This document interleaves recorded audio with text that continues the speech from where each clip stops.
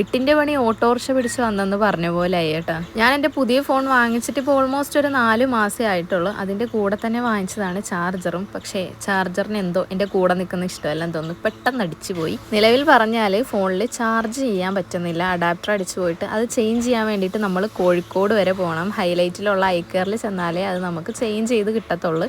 അപ്പോൾ ദേ ഞങ്ങൾ രാവിലെ തന്നെ വീട്ടിൽ നിന്ന് ഇറങ്ങിയിട്ടുണ്ടായിരുന്നു. ഉച്ചയ്ക്ക് ഫുഡൊക്കെ കഴിച്ചിട്ട് ദേ അങ്ങ് പോകുവാണ്. അത്യാവശ്യത്തിലേറെ മേക്കപ്പ് ഇട്ടിട്ടാണ് ഞാൻ വീട്ടിൽ നിന്ന് ഇറങ്ങിയത്. പക്ഷേ ഒരു കാര്യം ഉണ്ടായില്ല കേട്ടോ, കാരണം ഈ റോട്ടിൽ നല്ല പൊടിയാണ്, ഫേസിലാകെ മൊത്തം പൊടിയായിരുന്നു. അങ്ങനെ അവിടെ എത്തി കുറച്ച് തിരക്കുണ്ടായിരുന്നു കേട്ടോ. ചാർജറൊക്കെ കൊടുത്ത് അവർ ചെക്ക് ചെയ്തപ്പോഴാണ് അന്ന സത്യം ഞങ്ങൾ അറിഞ്ഞത്. എൻ്റെ കയ്യിലിരുന്നത് ഡ്യൂപ്ലിക്കേറ്റ് ചാർജറായിരുന്നു കേട്ടോ. പിന്നെ ഞങ്ങൾ പുതിയത് വാങ്ങിച്ച് 2000 രൂപ കയ്യിൽ നിന്ന് പൊട്ടി ഗൈസ്. അങ്ങനെ ആ ഒരു വിഷമത്തിൽ നേരെ വെബ്സൈറ്റിലോട്ട് കയറിയപ്പോഴാണ് അവിടെ വെച്ച് സേറാ സെമീനെ കണ്ടത്. പുള്ളിക്കാരിയുടെ കൂടെ വീഡിയോയും ഫോട്ടോയൊക്കെ എടുത്തിട്ട് നമ്മൾ അവിടെ നിന്ന് ഇറങ്ങിയിട്ടോ. പിന്നെ സ്റ്റുഡിയോയിലൊന്ന് കയറി. വെബ്സൈറ്റിൽ അത്ര കളക്ഷൻസ് ഒന്നും ഇല്ലായിരുന്നു. ഷിനാജിനാണെങ്കിൽ ഇത് കണ്ടപ്പോൾ തന്നെ ഇഷ്ടപ്പെട്ട് ഇട്ട് നോക്കി എടുത്തു. അവിടുന്ന് ഓരോ ജ്യൂസും മൊമോസൊക്കെ കഴിച്ചിട്ട് ഞങ്ങൾ മിനീസോയിലും കൂടെ ജസ്റ്റ് ഒന്ന് കയറിയിട്ടോ. ഞാൻ ഒരുപാട് വീഡിയോസിലൊക്കെ കാണുമ്പോൾ ഇങ്ങനെ ആഗ്രഹിക്കും ഒന്ന് കയറാൻ വേണ്ടിയിട്ട്. അപ്പോൾ കണ്ടപ്പോൾ ചാടി കയറി. പക്ഷെ ഒരു സാധനം അവിടുന്ന് വാങ്ങിച്ചില്ല. അത്യാവശ്യം കുറച്ച് എക്സ്പെൻസീവ് ആണല്ലോ. അപ്പോൾ തന്നെ ഏകദേശം ഒരു 5:30-6 മണിയൊക്കെ ആയിട്ടുണ്ടായിരുന്നു. ഷിനാജ് നമുക്ക് വേഗം ബീച്ചിലേക്ക് പോകാമെന്ന്. അങ്ങനെ ഞങ്ങൾ നേരെ ബീച്ചിലേക്കാണ് പോയത്. ചെറിയ മഴക്കാറുണ്ടായിരുന്നു, അത്യാവശ്യം കുറച്ച് തിരക്കും ഉണ്ടായിരുന്നു കേട്ടോ ബീച്ചിൽ. ഒരിടക്ക് ഭയങ്കര ട്രെൻഡിങ് ആയിട്ട് നിന്നൊരു ഐറ്റമായിരുന്നു ഈ ഒരു കൂന്തൽ നിറച്ചത്. അത് കണ്ടപ്പോൾ ഞങ്ങൾ അതും വാങ്ങിച്ച് 2 കല്ലുമക്കായും പിന്നെ കാടമുട്ടയും വാങ്ങിച്ച്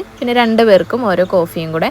കൂന്തൽ നിറച്ചത് എനിക്ക് തോന്നുന്നു വീഡിയോയിലൊക്കെ കാണിച്ചത്ര ഹൈപ്പ് എനിക്ക് തോന്നിയില്ല കഴിച്ചിട്ട്. ഒരു ഓക്കെ അത്രേ ഉള്ളൂ. അവിടുന്ന് നേരെ വീട്ടിലേക്ക് പോകാമെന്നുള്ളൊരു പ്ലാനായിരുന്നു കേട്ടോ. പക്ഷേ ഞങ്ങൾ ഗൂഗിൾ മാപ്പിൽ ലൊക്കേഷൻ ഇട്ടിട്ട് ഞങ്ങൾ മിഠായി തെരുവിലാണ് എത്തിച്ചേർന്നത്.